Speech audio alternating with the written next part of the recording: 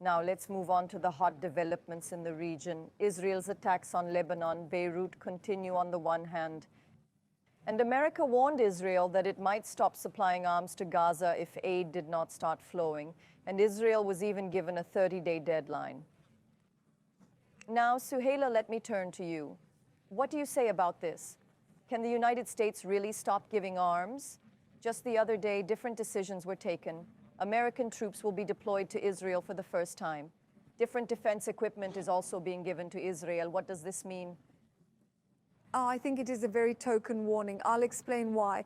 First of all, let's tell you the content of this warning letter. Let's elaborate a little bit. It was written by two ministers. Antony Blinken, the U.S. Secretary of State, and Lloyd Austin, the U.S. Secretary of Defense, addressed it to Israel on October 13th, and they said this: the humanitarian tragedy in Gaza is unprecedented. 1.7 million people are trapped in a very narrow strip of land and are being deprived of humanitarian aid and humanitarian needs. Therefore, we give you 30 days. Improve the situation here. Start and accelerate the delivery of medicine, water, food, whatever fuel you need. They said increase these shipments, otherwise there will be consequences. Now, there is no such statement in the open letter. There is no explicit statement that if the humanitarian situation in Gaza does not improve within 30 days and aid shipments do not start, we will not send you weapons.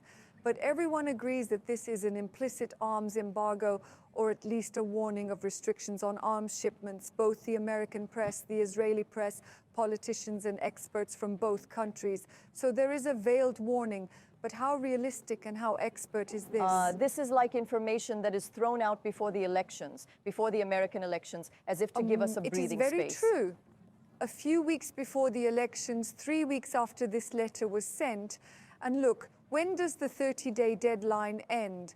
After the elections. So Biden will be in office again, but maybe when the Democrats lose the election, there will be no pressure on him to put such a thing on the agenda to implement it, or they will not need it.